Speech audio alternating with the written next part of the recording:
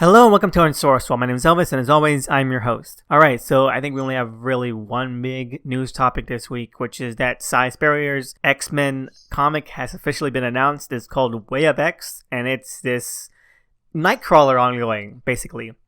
Well, there are team elements, like I think Dr. Nemesis and Pixie are going to be in it, but it does sound really interesting, and it does seem like the kind of thing that Spurrier would excel at doing. It's basically, or at least one of the aspects of it, is going to be that Nightcrawler is going to try and find a way to resolve Krakoan society and religion in a way that helps people move forward, because apparently something is attacking that on a metaphysical level. And you know what?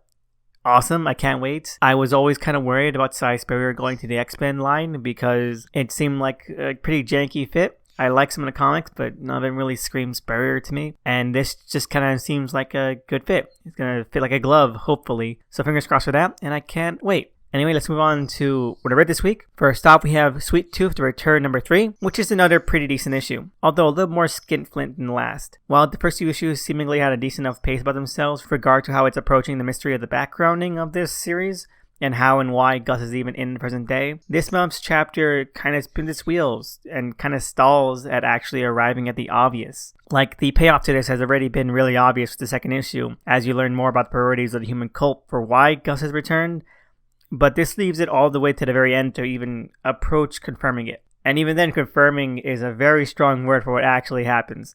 It seems like they're going to stretch it out even further than this, which is ridiculous. That said, the characters are still pretty solid, and while it doesn't seem like the elephant is reincarnation as well, he still strikes a very enigmatic figure. The rest of the subplots so far aren't very gripping though, and since it's probably already halfway over, it really needs to kick things into gear.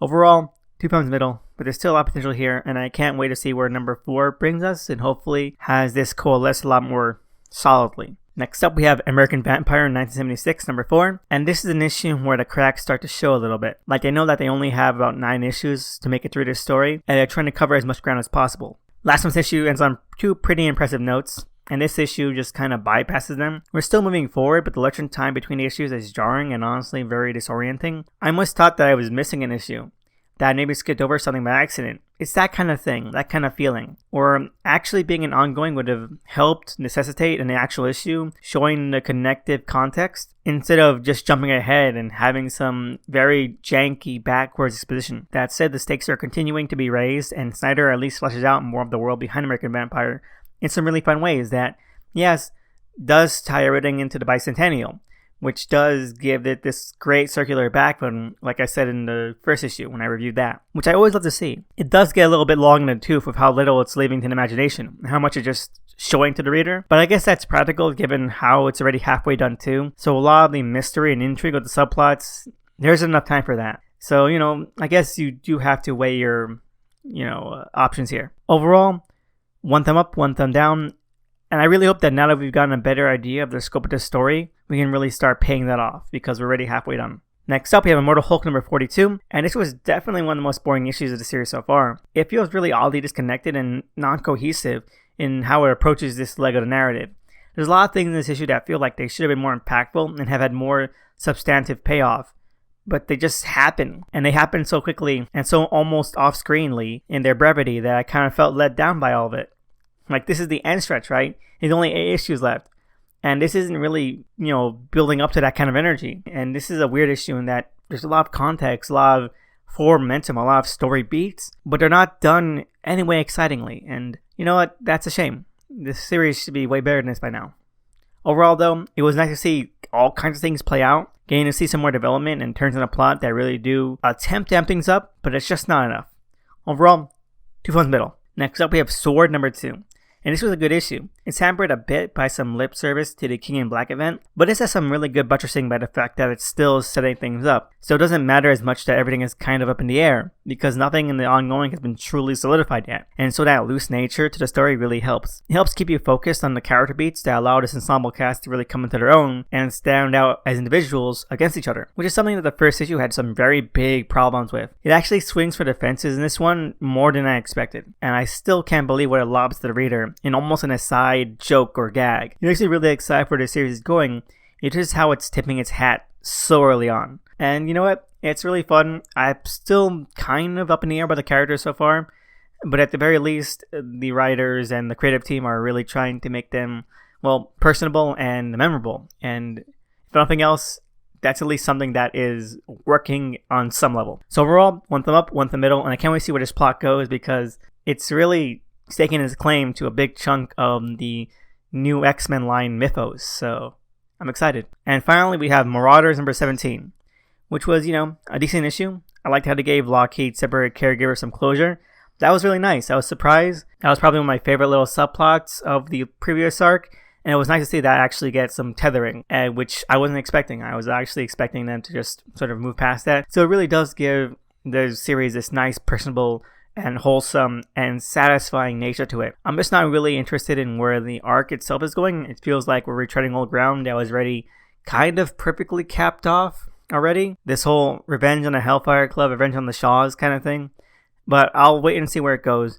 It does seem at least like it's trying to move forward the myth arcs and the plot threads in a conclusive way where they're all being finagled and coalesced together. So fingers crossed they turn out to be something interesting.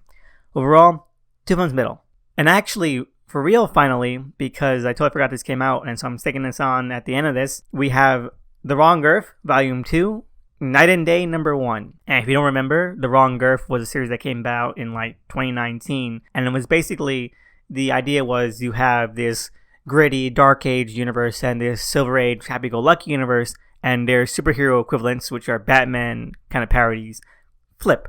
Like they swap Earths by accident and they get stuck on the other's respective Earth. And hijinks and really, really horrifying and philosophically manic shenanigans ensue. And it's really fun, it's really dark, and it's really, really eerie and just uncomfortable and neurotic. And it was a really great, little miniseries. And we finally have a sequel miniseries coming out from Ahoy Comics by Tom Payer. And you know what? I'm really glad. I know that there was a spin-off prequel sort of thing that came out in the interim, but I wasn't really interested in all that. I mean, what could you really gain from just parody, homage, like wink wink Batman style comics? That wasn't for me. For me, the kind of allure was seeing how they operated on each other's Earths, and well, that's what The Wrong Earth really excelled at, because its whole premise was how far can you go before these two entirely different eras of superheroes just become the same? Because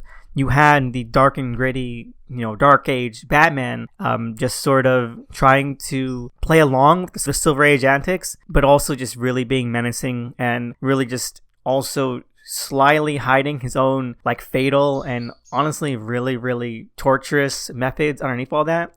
But on the flip side, you had the Silver Age Batman like trying to put on this facade of being really, really nice and, really, really campy, but then in doing some really Squadron Supreme style bullshit on villains that would be just as bad as dying.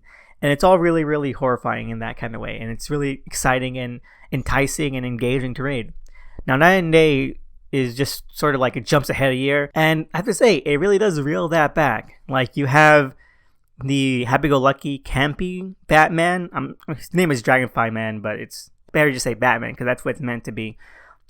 Sort of not doing all the crazy kind of stuff he was kind of hinted at doing, like brainwashing people to be nice and Silver Agey, which I was really interesting, but he's kind of reeled that back in. And you have, the Dark Age Batman being more reluctant and more kind of sad at doing all the stuff he can to make sure that the villains are totally and completely incapacitated. And when he just kind of relished at shooting one in the face, at the very ending of the first miniseries. So that's kind of stuff that I feel a little bit of a bummer. It seems like it's pulling its punches. And what I do like is that, well, the worlds and the characters do still feel very vibrant, very fun. And it doesn't feel like we've missed a beat, even though it's been 2 years since the first miniseries. And where this issue leaves off gives this sequel volume a nice, great hook where they kind of finally meet. That's amazing. I can't wait to see where that goes. And it's also building up on the kind of big hook and big mystery at the end of the first miniseries, where it turns out that the kind of Joker or Riddler kind of mashup villain from another ulterior universe has been slowly merging everything together in order to make his universe like super clean and futuristic while diluting and polluting everything else in all the other multiverses. And I think that's a great thing, and I can't wait to see where they go with that, because it does seem like they're still building up to it, like they're laying the groundwork, and that's really interesting and exciting. But overall, it was a good issue, good start back. I do hope that we see more things kind of contrast and bounce off each other, like, what's going on, and that we haven't just completely neutered this series. But I'm very hopeful and optimistic that that's not going to be the case. So overall, 2 thumbs up, and can't wait to see more. Anyway, that's it for this week. I want to say thank you out there to everyone who is still listening. That means so much to me. I hope you have a great weekend. I hope that everything goes great and that you're all staying safe. I want to give a shout out to the Covers for the show at DOTEMCE. Please check them out. They're amazing, and they totally deserve all the follows they can get. And have a great week. See you next time, and have a good one.